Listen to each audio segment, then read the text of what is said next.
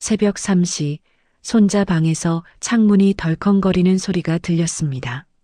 문을 열었을 때 9살 아이는 혼자 떨고 있었습니다.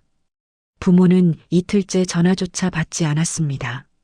오늘 전해드리는 이야기는 실제 할아버지의 사연을 바탕으로 다시 엮은 기록입니다. 가족이라는 이름 뒤에 숨겨진 진실이 여러분 마음에도 작은 떨림으로 닿기를 바라며 지금부터 조용히 이야기 시작합니다. 아버지, 도윤이 좀 봐주세요. 우리 이틀만 좀 쉬고 올게요.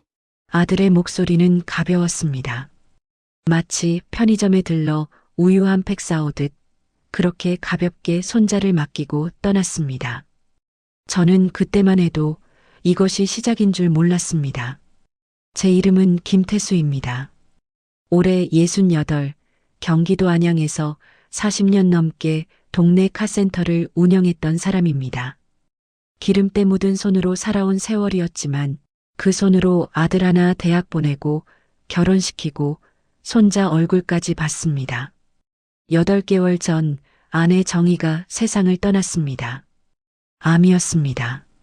마지막 3년은 병원과 집을 오가며 보냈고 저는 카센터 문을 닫았습니다.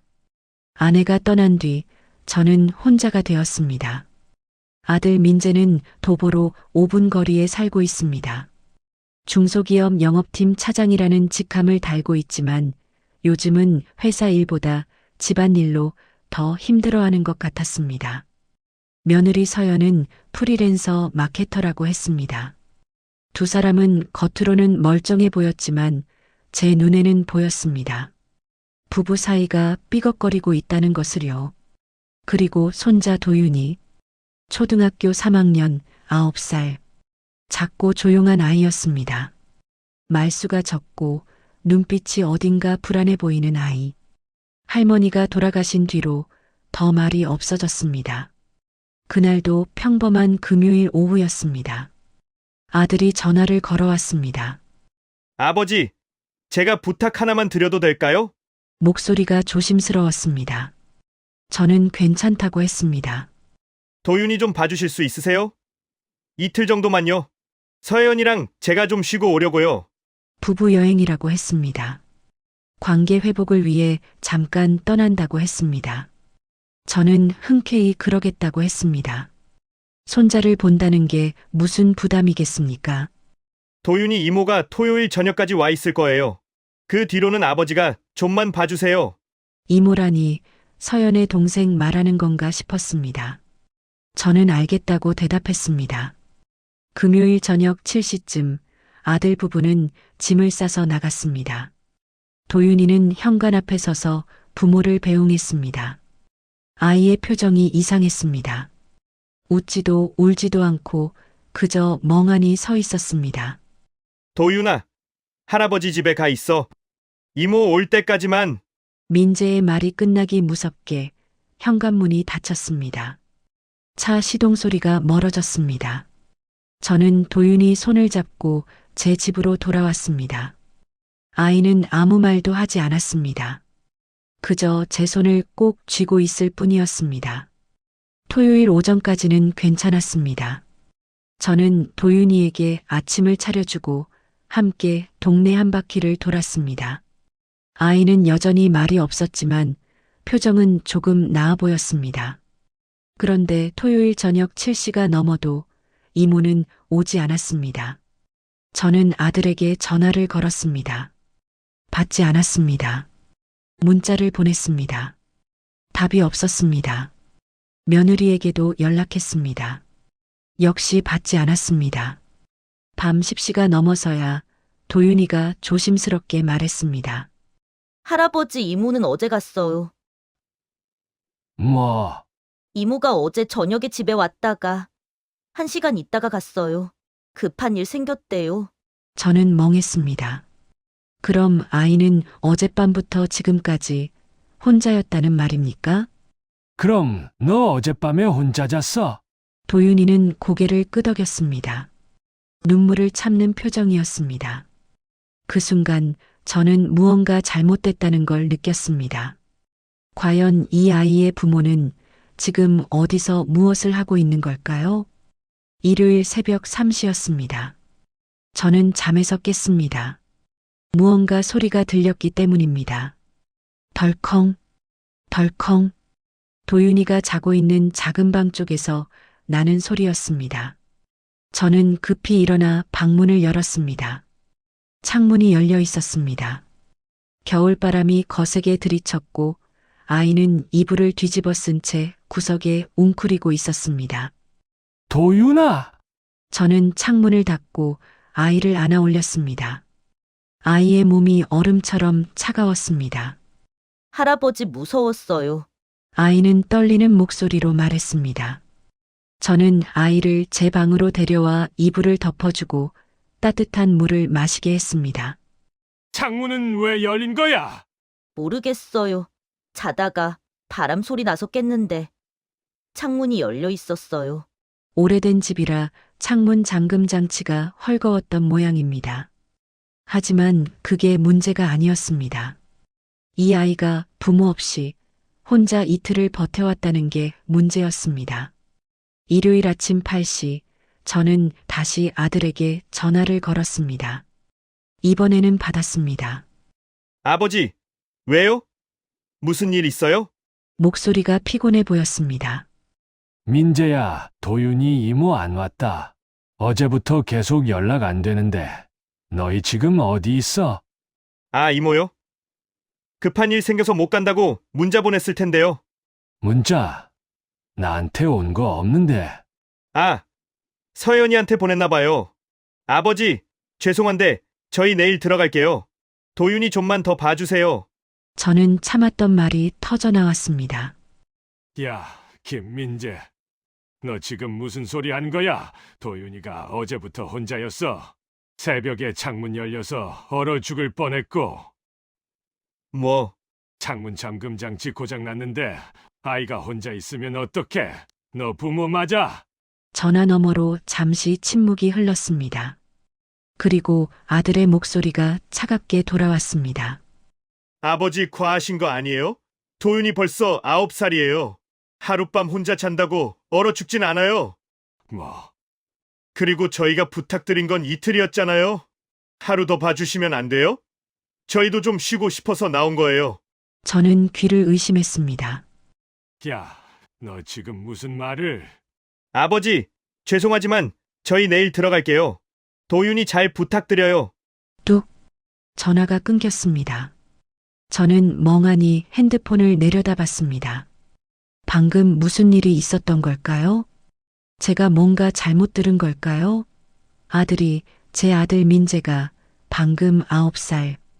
아이를 혼자 두는 게 괜찮다고 말한 걸까요? 거실 소파에 앉아있던 도윤이가 조용히 말했습니다. 할아버지 괜찮아요. 엄마 아빠 싸우게 하지 마세요. 아이의 눈빛이 너무 어른스러웠습니다. 9살 아이가 할 표정이 아니었습니다. 저는 그제야 깨달았습니다. 이 아이가 이미 오래전부터 이런 식으로 살아왔다는 것을요. 일요일 오후 저는 동네 이웃 김 여사를 만났습니다. 슈퍼 앞에서 우연히 마주쳤습니다. 태수 씨, 손자 데리고 계시네요. 며칠 전에도 애 혼자 집 앞에 서 있던데 괜찮아요? 네, 며칠 전에요. 네, 지난주 수요일이었나? 밤 9시쯤 됐는데 애가 현관 앞에 혼자 앉아 있더라고요. 부모님 안 계신가 봐요? 저는 식은땀이 흘렀습니다. 지난주에도요. 네. 그래서 제가 괜찮냐고 물어봤더니 괜찮대요. 엄마 아빠 곧 온대요. 근데 그 뒤로도 한참 있더라고요. 김 여사는 걱정스러운 표정으로 말했습니다. 요즘 젊은 부모들 애 키우는 거 힘들어 하잖아요. 근데 그래도 애를 그렇게 혼자 두면 안 되는 거 아니에요? 저는 대답할 수가 없었습니다. 그날 밤 저는 도윤이에게 조심스럽게 물었습니다. 도윤아, 엄마 아빠가 너 혼자 둔 적 있어? 아이는 잠시 망설이다가 작게 고개를 끄덕였습니다. 가끔요 엄마 아빠가 싸우면 밖에 나가요. 그럼 저 혼자 있어요. 얼마나 자주? 한 달에 두세 번? 저는 숨이 막혔습니다. 할아버지, 제가 잘못한 거예요? 아이의 목소리가 떨렸습니다. 아니야, 도윤아. 내가 잘못한 게 아니야. 저는 아이를 꼭 안아주었습니다. 그리고 그 순간 저는 결심했습니다. 이 아이를 더 이상 이렇게 둘 수 없다고. 월요일 아침 아들 부부가 돌아왔습니다. 두 사람은 여행에서 돌아온 사람처럼 표정이 한결 밝아 보였습니다. 아버지, 수고 많으셨어요. 도윤아, 집 가자. 민재는 가볍게 말했습니다. 마치 아무 일도 없었다는 듯이. 저는 아들을 불러 세웠습니다. 민재야, 우리 얘기 좀 하자. 무슨 얘기요? 도윤이 얘기. 아들의 표정이 굳었습니다. 과연 이 아이의 부모는 자신들이 무엇을 잘못했는지 알고 있을까요? 아니면 정말로 아무 잘못도 없다고 생각하는 걸까요? 새벽 3시 12분 창문이 덜컹, 덜컹 미친 듯이 울렸다. 김태수는 잠결에도 그 소리가 아이 방에서 나는 소리라는 걸 알아챘다. 아들 민재네 집. 걸어서 5분. 바람이 세뇌하고 넘길 수도 있었지만 가슴이 먼저 반응했다. 아내 정희가 떠난 뒤부터 그는 이런 불길함을 믿었다. 한 번도 틀린 적이 없었다. 슬리퍼를 끌며 골목을 올라가는데 한겨울 냉기가 뼛속까지 파고들었다. 창문 틈으로 새는 바람 소리가 마치 누군가 울먹이는 소리처럼 들렸다.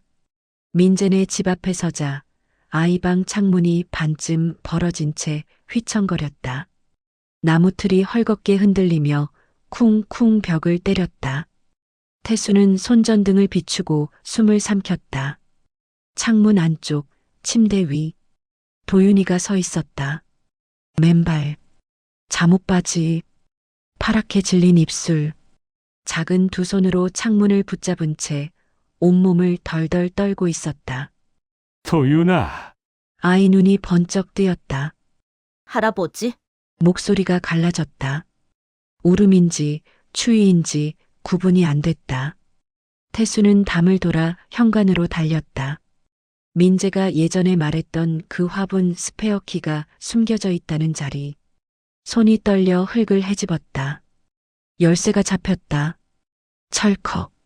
문이 열리는 소리와 함께 집안의 정막이 확 끼쳐왔다.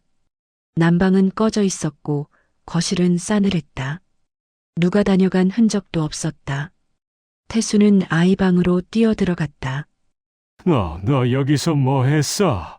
창문이 자꾸 쿵쿵거렸어. 도윤은 울먹이면서도 울음을 참으려 턱에 힘을 줬다.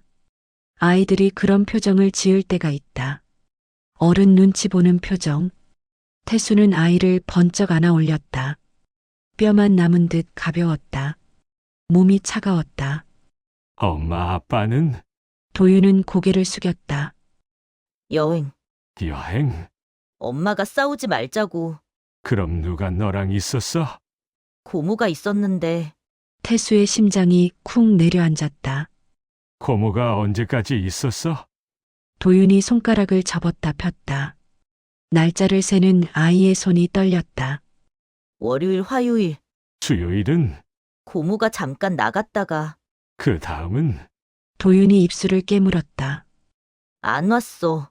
태수는 아이를 꼭 껴안았다. 그럼 너 수요일부터 지금까지 아이 눈가에 눈물이 맺혔다. 혼자 있었어. 밥은?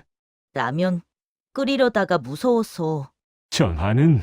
아빠 엄마한테 했는데 안 받았어. 그래서 그냥 잤어. 그 순간 태수의 머릿속에서 무언가 뚝 끊겼다. 분노가 아니라 그보다 먼저 절망이 밀려왔다. 아이가 이틀을 혼자 바로 내 집 근처에서.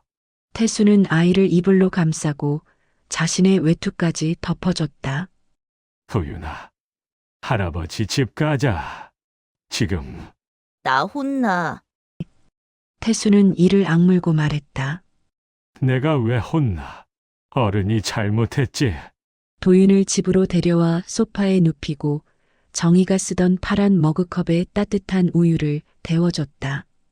아이는 컵을 두 손으로 감싸 쥔 채 고양이처럼 후루룩 마셨다. 배고파. 응, 할아버지가 바로 해줄게. 햄치즈 샌드위치, 달걀 하나. 도윤은 말없이 먹어치웠다. 그 모습이 태수의 심장을 칼로 긁었다.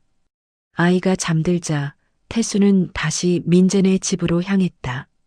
집안은 여전히 차가웠다. 창문을 못질로 임시로 고정하려고 부엌에서 망치와 못을 찾다가 식탁 위에 펼쳐진 종이들을 봤다. 카드 명세서, 항공권 2장, 리조트 예약 확인서, 와인 투어, 스파 패키지, 디너 코스. 합계 600만 원이 넘었다. 태수는 종이를 한 장씩 집어들었다. 손끝이 뜨거워졌다. 부부관계 회복. 그는 낮게 중얼거렸다.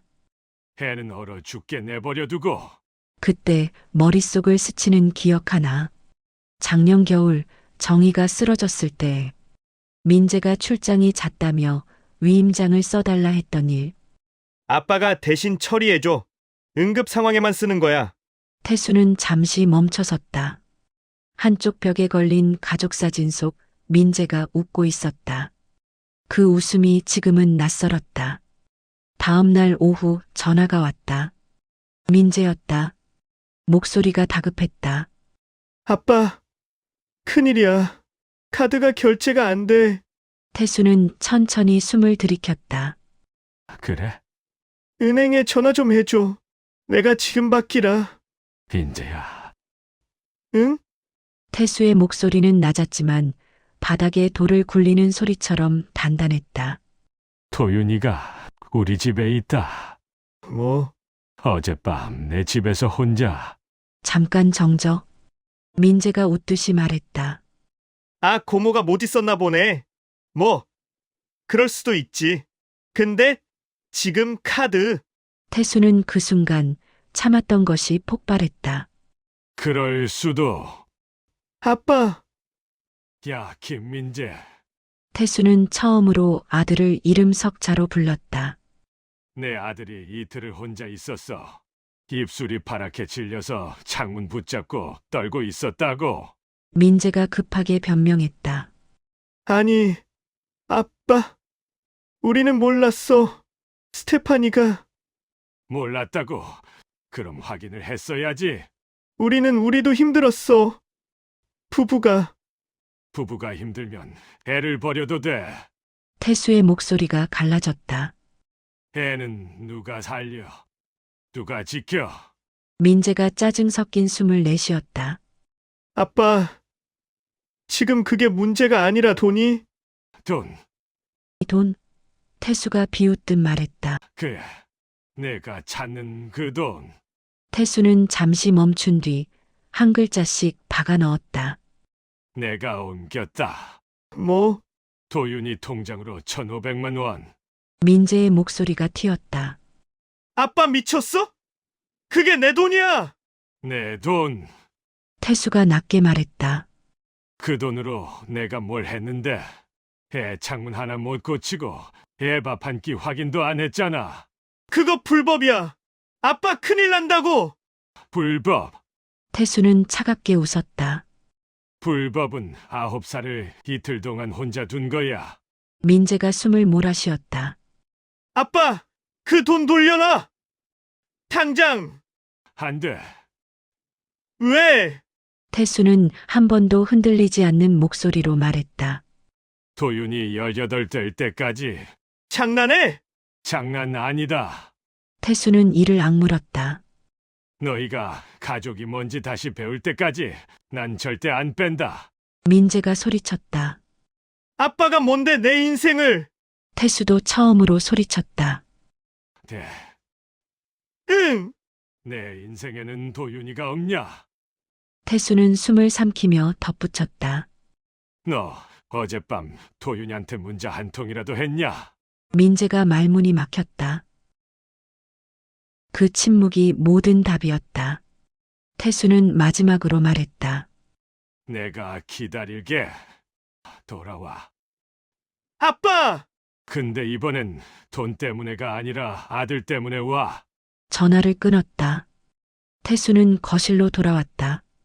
소파에서 도윤이 조용히 앉아 있었다. 아이는 모든 걸 들은 얼굴이었다. 할아버지 아빠, 나 싫어해. 태수의 가슴이 무너졌다. 그는 아이 앞에 무릎을 꿇었다. 아니, 짧게, 단단하게. 아빠는 지금 길을 잃은 거야. 그럼 나 또 혼자 있어. 태수는 아이의 손을 꼭 잡았다. 그럴 일 없다. 진짜. 아, 진짜. 태수는 아이의 눈을 똑바로 보며 말했다. 할아버지가 이번엔 끝까지 말할 거다. 도윤은 고개를 끄덕였다. 작은 어깨가 떨렸다. 태수는 그 떨림을 품에 안았다. 그리고 마음속에서 결심이 굳어졌다. 이건 돈의 문제가 아니었다. 아이의 안전과 존재를 지키는 문제였다. 태수는 천천히 일어섰다. 전화기 옆에 놓인 종이를 집어들었다. 정희가 생전에 적어둔 메모지. 아이 먼저, 항상. 그는 그 글씨를 한번 쓰다듬고 번호를 눌렀다. 변호사님 김태수인데요. 목소리가 낮게 울렸다. 이제 가족이란 게 뭔지 제대로 알려줘야겠습니다. 다음 날부터 집안의 공기가 달라졌습니다. 소라는 사라지고 대신 조용한 숨소리가 남았습니다. 큰 소리로 싸운 것도 법정에 선 것도 아니었습니다. 하지만 돌이킬 수 없는 선은 분명히 그어졌습니다. 민재는 돌아왔습니다. 여행 가방을 끌고 들어오는 발걸음은 무거웠고 눈을 제대로 마주치지 못했습니다. 그날 이후 그는 한동안 말을 아꼈습니다. 변명도 분노도 없었습니다. 그저 자기 방에 틀어박혀 밤늦게까지 불을 켜두곤 했습니다. 아마 처음으로 생각했을 겁니다. 내가 아버지가 맞나? 내가 보호자가 맞나? 돈은 돌려받지 못했습니다. 법적으로도 감정적으로도. 도윤이 명의의 통장은 그대로 유지됐고 민재는 더 이상 요구하지 않았습니다. 그 대신 그는 매주 토요일 아침마다 아이 손을 잡고 제 집으로 데려왔습니다. 한 번도 빠지지 않았습니다. 도윤이는 이제 혼자 떨지 않습니다. 창문은 제대로 고쳐졌고 난방은 밤새 켜둡니다. 아이는 더 이상 나 혼자 있었어. 라는 말을 하지 않습니다. 그 대신 이렇게 말합니다. 할아버지, 오늘은 뭐 고칠 거예요? 저는 여전히 새벽에 깹니다. 아내가 떠난 뒤로 생긴 습관은 쉽게 사라지지 않더군요. 하지만 이제는 마당을 한 바퀴 돌고 나면 다시 잠들 수 있습니다. 집안이 조용하고 마음이 덜 흔들리기 때문입니다. 가끔 민재가 조심스럽게 묻습니다. 아빠, 아직도 화나셨어요? 저는 이렇게 답합니다. 화는 아니다. 다만 잊지는 않는다. 그 말에 민재는 고개를 끄덕입니다. 아마 처음으로 용서가 아니라 책임을 배운 표정이었을 겁니다. 사람들은 말합니다. 자식인데 그럴 수도 있지. 너무 세게 나간 거 아니냐. 하지만 저는 압니다. 그날 새벽 창문 앞에서 떨던 아이를 본 순간 누군가는 반드시 어른 역할을 해야 했다는 걸. 이 이야기는 복수에 관한 이야기가 아닙니다. 돈을 빼앗은 할아버지 이야기에도 가깝지 않습니다. 그저 아이를 지키기 위해 어른이 처음으로 자기 입장을 끝까지 말한 날의 기록입니다. 저는 그날 이후 제 자신을 조금 더 존중하게 됐습니다. 부모라고 해서 조부모라고 해서 항상 참아야 하는 건 아니라는 걸 알게 됐습니다. 누군가를 지키기 위해 먼저 나를 지켜야 할 때도 있다는 걸요. 지금도 토요일이 되면 부엌에 햄 냄새가 나고 망치 소리가 마당에서 울립니다. 도윤이는 웃고 민재는 말없이 그 모습을 바라봅니다. 그게 지금 우리 가족의 방식입니다. 완벽하지는 않지만 적어도 더 이상 외면하지는 않습니다. 여기까지 제 이야기를 들어주셔서 감사합니다. 조금 무거웠을지도 모르겠습니다. 하지만 꼭 묻고 싶었습니다. 여러분이라면 그 새벽에 창문 앞에 선 아이를 보고 어디까지 나서셨을까요? 조용히 여러분의 생각을 댓글로 남겨주셔도 괜찮을 것 같습니다.